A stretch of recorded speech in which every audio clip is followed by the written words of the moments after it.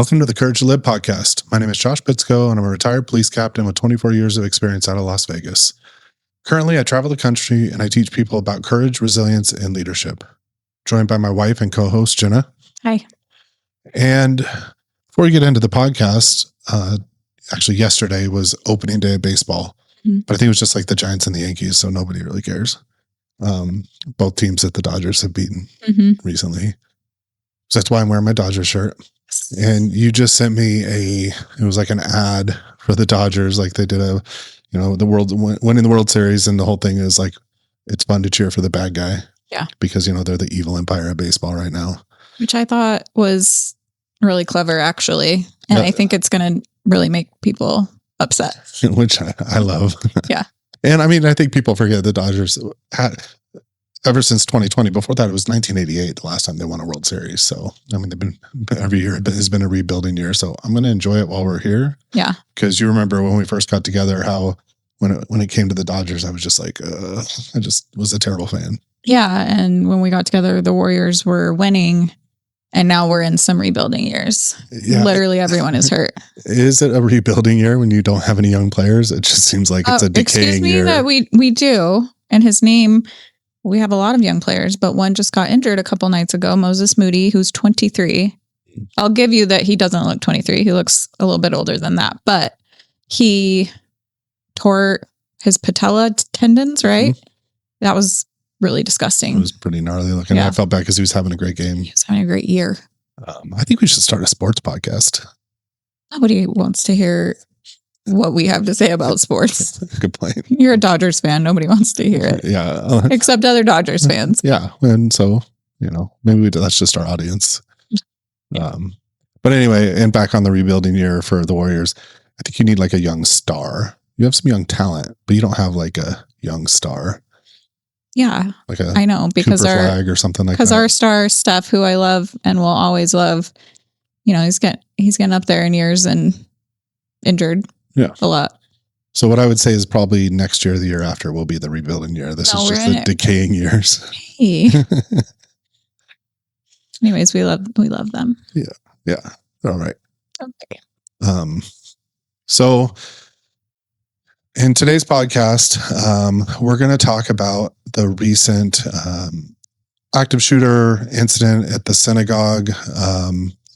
Jenna's going to kind of go through the details, and then we're going to talk about, just based on what is initially out there, some of the lessons learned, and really what, takeaways if you're a business or a church, what you can do to prepare for something like that. And then also, touch on, we always do, law enforcement officers, how to prepare yourself mentally for responding to something like that. So this happened on March 12th of this year. So just a couple weeks ago in Bloomfield Township, Michigan at Temple Israel. And which, oddly enough, the second that I heard about this, I thought, oh, this is a copycat of what happened with the church shooting in Michigan. The LDS church, right? The LDS church. That was that last year? I think it was earlier this year. You sure? No. Okay. Probably should have looked that up. Yeah. I think it was last year. Anyways, and this one was very similar to that. A man drove a vehicle into the synagogue building and entered while people were inside, including children. He fired a weapon inside the building, and armed security engaged the attacker and ended up killing him. A fire broke out linked to materials in the vehicle, causing smoke inside the building. So that's really the gist of it and all the information that we have at this time. We know that a security guard was injured and struck by the vehicle. Multiple individuals were treated for smoke inhalation. No congregants or children were killed. And FBI is investigating, and they are describing it as an attack of violence against the Jewish community. Oh, and the suspect had ties to Lebanon, but he was a U.S. citizen. And the motive is possible grievances and broader geopolitical tensions, but that's still under investigation. Well, and there was just recently an active shooter on 6th Street in Austin, and I think that was not targeted necessarily towards the Jewish community, but the initial reports was inspired by what's going on in Iran. So just something always to be aware of is the geopolitical, scene really can impact not just the, locations of these, active assailants, but, the intent, why they're doing it, and which can also change tactics, right? I mean, this one was very similar to the LDS shooting in Michigan because they both involved a vehicle used as a weapon at the initial And a church. and at a church, they were both grievances towards that church or a religion. So I mean, there are some commonalities there, but just something to be aware of is that it's good to have an understanding of what's going on, especially if you're in law enforcement or security, and you have to have your responsibility is to protect innocent people, like a church or a school. It's good to have an idea of what's going on around the country and around the world, because that can really just change maybe even minute details of what you're looking for. Mm-hmm. And so a couple unconfirmed, and this was me talking to people in that community. Initial reports that he was shot by security. Then one of the reports is when he was engaged by security, he shot himself. Which, we know, and I say it all the time when I'm teaching about this stuff is, generally it's one of three things. The suspect gives up. Suspect is killed by police or armed security or armed citizen, or the suspect takes their own life. And most of those, if not all the time, are precipitated by some sort of armed response, be it security or police, engaging the suspect, which is why, we talk about the response and making quick decisions and making as corrective decisions as you can, given the information you have and the chaos going on around you, is so important. Mm-hmm. And, there's a couple of things that went really well on this. This was unconfirmed, but what I was told. But this was speaking to people who are involved in the security of these Jewish synagogues specifically. Correct. And it was actually showing me some pictures of the scene, and that the suspect actually drove the vehicle in the church and was driving basically down a hallway when he was engaged while in his vehicle by the armed security officers. And had he not been engaged, had he been able to continue driving down that hallway and crashed into the back of the building, there was 120 kids in a classroom in the back where he was on that path. And, we've seen a couple of these recent ones where they do, like we talked about, I just talked about in this, is that using a vehicle as a weapon. Right. And that's nothing new. There's, that has happened been in New Orleans, right? Mm-hmm. On New Year's. Yep. And, you look at when I was over the Las Vegas Strip, that was always a concern of mine because yes, we have bollards, and we'll talk about bollards and what they do especially for businesses like this or churches or schools, to stop vehicles as a weapon. But I mean, drive down the Strip and see how many people are in a crosswalk at any given time. And you can't put bollards on a crosswalk, right? They have they have the elevated walkways where, you're not down on the street, but you get other places on the Strip, there are crosswalks. And so vehicle being used as a weapon is a very big concern anytime you have pedestrian traffic or large outdoor areas. But there are some things that, you can do as a business or a church or a school to at least environmentally to prepare for something like this. And then there's, from data collection, reporting, and other things. And I figure we can break some of those things down right now for, those that are listening. And, if you are responsible for, large groups of people, the security of large groups of people, if you're not already doing, then maybe you can start doing. Mm-hmm. And the first one, which they did, is having armed security. And I can't tell you how many times I've talked to, businesses or schools or churches, like, we just don't like the optics of having an armed security guard in front. Well, the reality is as society changes and the threat landscape changes, we have to change how we secure people, how we keep people safe. I mean, look at, air travel before 9/11. Right? Going through security, how drastically different it is because of 9/11. And then a couple other ancillary incidents, like you had the, guy with the bomb in his shoe, which is now why we take off our shoes, and, different. We don't have to do that anymore. Well, we don't actually. You do. I do, because I literally, for some reason, I don't know if I have too much iron in my blood or what, I set off the scanner every time. And I have to get patted down and take my shoes off. Literally, I warn him too. I'm like, just letting you know, I set off the scanner. Remember a few weeks ago when I was wearing sandals? Because I was like, oh, we don't have to take off our shoes anymore. So I'm wearing sandals, and they told me the sandals were too thick. So I had to take them off, and I didn't have socks with me. And my blood was boiling at a 12/10. I cannot tell you something more gross than walking through freaking security in bare feet.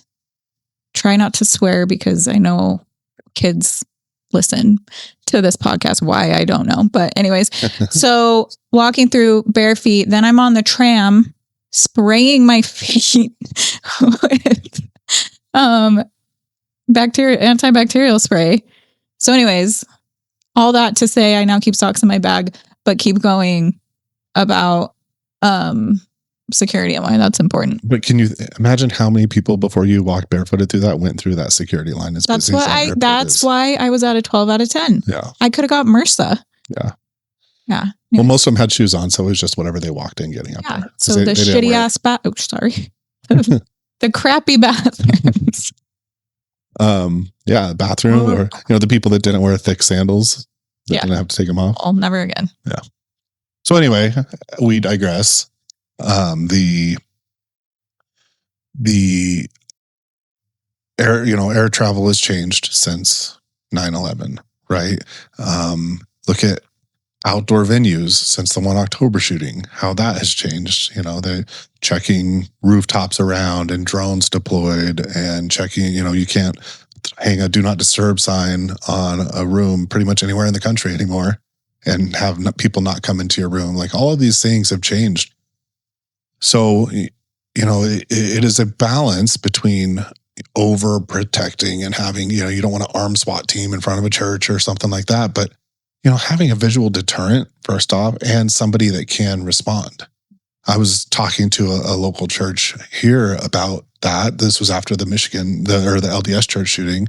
Like, well, we have a lot of off-duty police officers that go to our church that, and the expectation is that they're going to be there, act, and get involved. And, it's a mixed bag. I'm not just saying that, whether they're able to handle it or not, that's a whole nother discussion, but whether they even take a gun with them.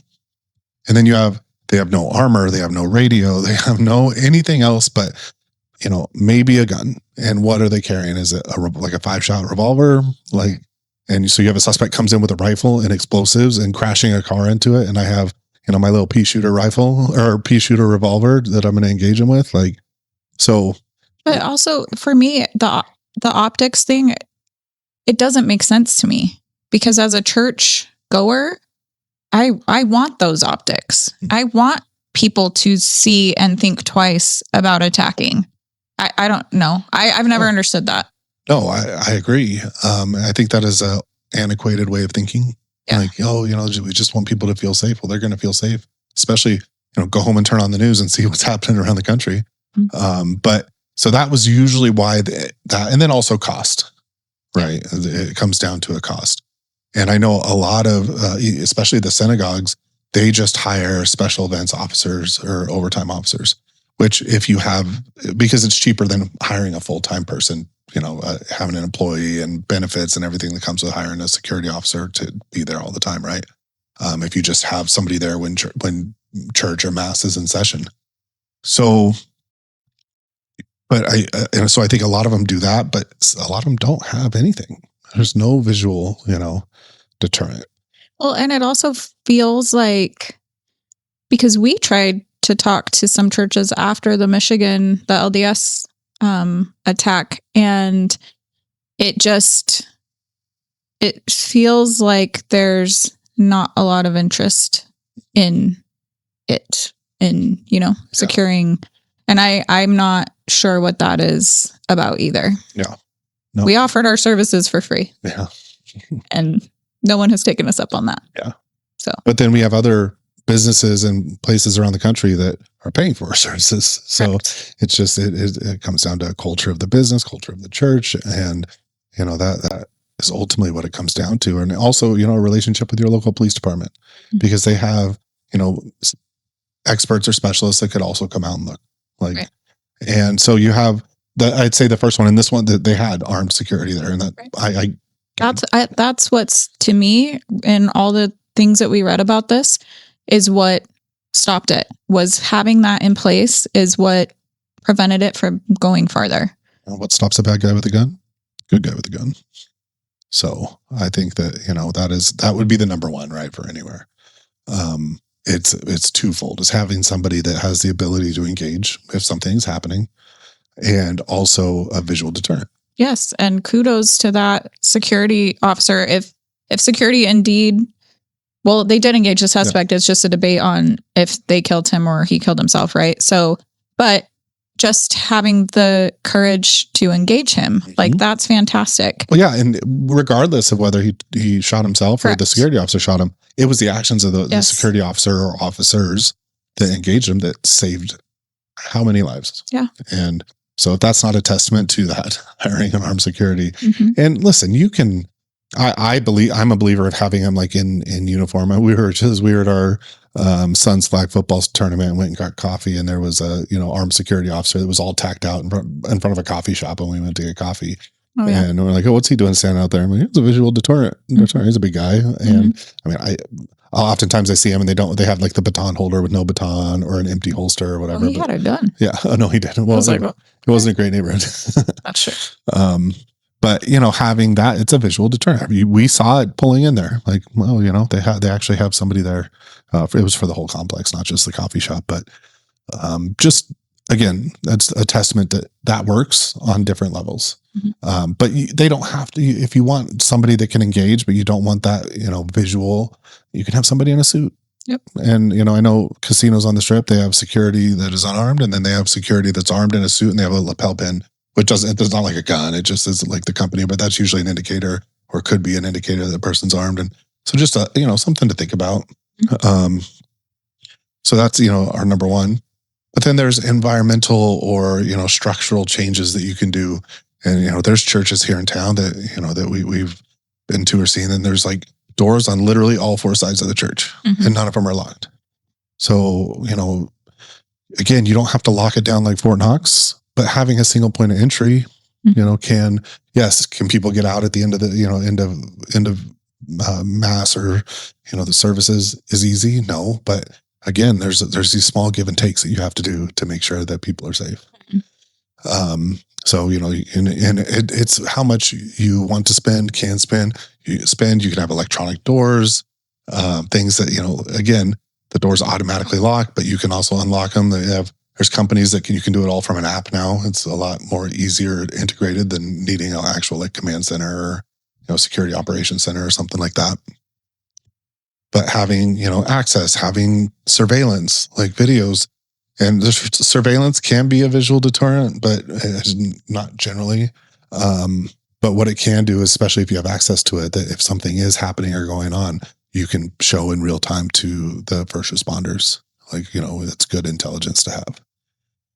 And it all comes down to hardening your target, or being a harder target, because they generally pick soft targets for this. That's why it happens at schools and malls and churches, because, it's, are people that generally do this, honestly, are just cowards, right? They have a grievance with government, but I'm going to take it out on a church or a school because, they know there's generally not somebody armed there, and they can go and kill a lot of people and make headlines.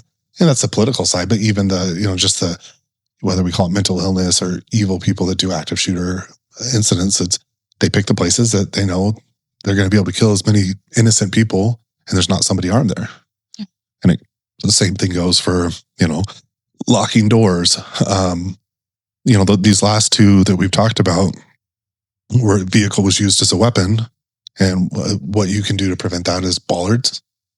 And what a bollard is like a metal or concrete, pole that goes in the ground to keep a car from driving into the building. And I think people, again, oh my gosh, that looks terrible. But, a perfect example is look at Target. Yep. What do you think those big concrete spheres are in front of Target? They don't really look like anything, but they're there and heavy, so people can't drive right into the building. I did not know that till you just said that. Yeah. My kids always, when they were little, wanted to climb on top of them and have me take their picture. Yeah. But I just thought they were decorative. Yeah, but they're concrete and giant, and so people can't drive in. And now you'll start noticing in a lot of businesses, and these big, national businesses have those in front, something like that. It's all to prevent people from driving into the building, especially in those like glass doors. Doesn't mean you can't crash into like concrete and all that, but generally that's going to stop a vehicle anyway, do damage, or like at the LDS church, pull people out.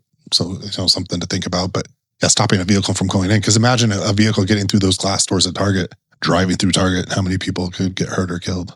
Right. In a lot of tourist destinations, you drive down the street. There's bollards all down the street. They don't have. They do have those on the strip. Mm-hmm. Oh yeah, the entire strip. Yeah. And so another thing for a business, and you don't necessarily need them 360. Just on doors where someone can get through, or entry points where a vehicle could get through. And there's companies that do it. They can come out and tell you, hey, this is where you need to put these.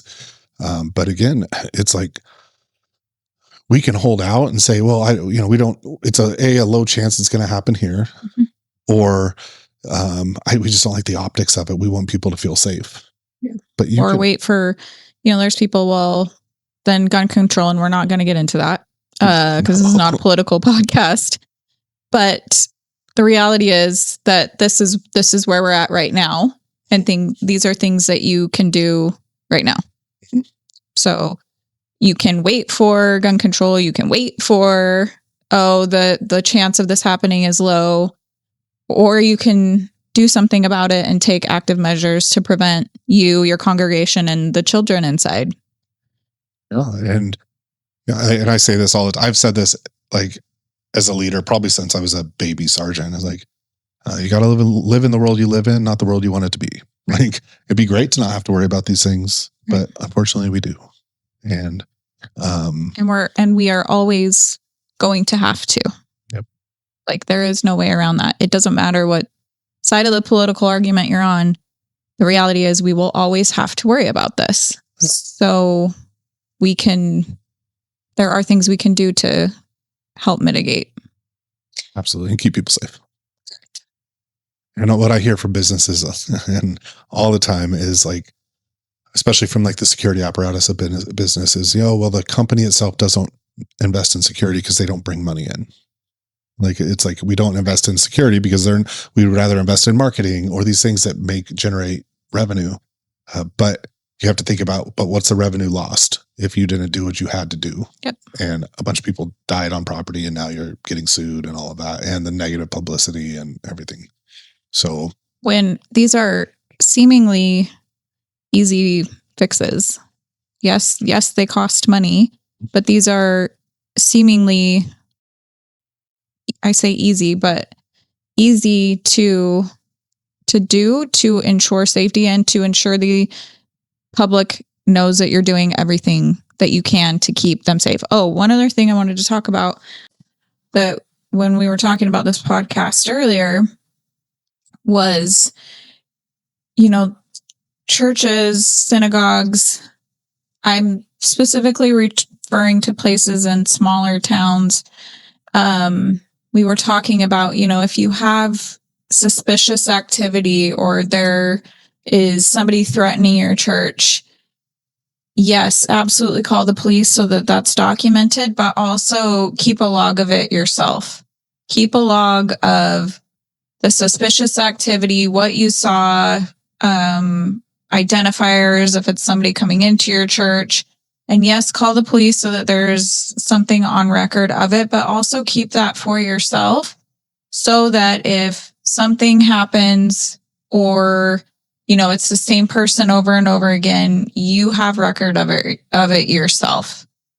We were just talking about how, there is, in bigger cities, there's the resources to have counterterrorism units and all these things that can help keep track of that suspicious activity. But if you're in a smaller place and your police department doesn't have those resources, it's important for you as a church, as a school, whatever, to, yes, always call the police. Yes, always document it, but in that way, but also keep that documentation for yourself so that you can also show, hey, this is what's been going on. We've kept record of it. It was just another idea that we thought of to help with a little bit more of the target hardening, I guess. But and just record keeping, and so you can, the next time you have to call the police and you get a different patrol officer, because like you mentioned, New York, Miami, Vegas. LA, Vegas, they have the resources, counterterrorism, fusion centers, and all of that. But this problem isn't a big city problem. It's a nationwide problem. In fact, yes, I'm sure if I really thought about it, I could name, other than obviously the ones I've been involved in, some active shooters in big cities. But a lot of times you hear, small towns, small cities, because it is across the board. It can happen anywhere. So you may be a church in a city or a town that doesn't have all of those resources on the police department. So you call it in and you make it just a different patrol officer that responds. And sometimes you don't have analysts or detectives, or they're overburdened to connect the dots that need to be connected. So if you're keeping a log yourself, you're able to then give that to the police or connect the dots yourself to then give to them and say, hey, this is what we've seen. This is what's going on. And that will help immensely. Yeah, because when somebody shows up, they'll take it more serious. On this date, this person did this. On this day, we got an email saying this, or a phone call, or threats, and you have a package. It lends to what we do for the business as far as tabletops is a tabletop, getting all the people in the room and preparing for a tactical response, but it's preparing for this stuff before it happens. Yes. Right? Oh, what are we going to do if somebody shows up and makes a threat or spray paints, anti-Semitic phrase on the side of the church? And now if you have it all together, when an officer shows up, it helps them do what they need to do. And, it's funny. I was just on the phone yesterday with somebody from South Dakota, and we were talking about the policing there. He's like, there's counties that have one sheriff, not meaning one sheriff and he has deputies that work for him. No, it's one sheriff for the entire county. Yeah. And he has to rely on like state police to back him up and other jurisdictions. But yeah, one sheriff. So you're helping them out by providing them with the details and all of that. But it was a really good point. But it's preparing before. It's preparing before these ever happen and getting everybody in the room so you know what's going to happen when these things pop off. And then there's the tactical side, obviously, like preparing, okay, this is happening at our church. We have armed security that's engaging, but who's going to call 911? What are we going to tell them? What information are we providing? Are we going to shelter in place? Are we going to evacuate? Figuring all of this out before you need it. Because in the chaos, it's so much harder. It's going to be hard even if you're prepared, but it won't be impossible. It won't be this, mountain that you can't climb because you're prepared for it. Well, and we do both of those things. So if you work at a church or a school and you feel like you need some help with tabletops, getting everybody in the room to plan and prepare for something like this, or even live exercises, which is a live scenario with public safety partners, people that work at the church or the school, city officials, all of that getting together and working through if an active threat were to happen, let's see what we would do in that chaos, and then let's learn from it. Exactly. Yes. Well, thank you for listening today. If you like the podcast, please share it with a friend, subscribe, leave a review. And some of the things that we've talked about today is in my book, The Courage to Live, which is available on Amazon. And I appreciate you spending time with us today.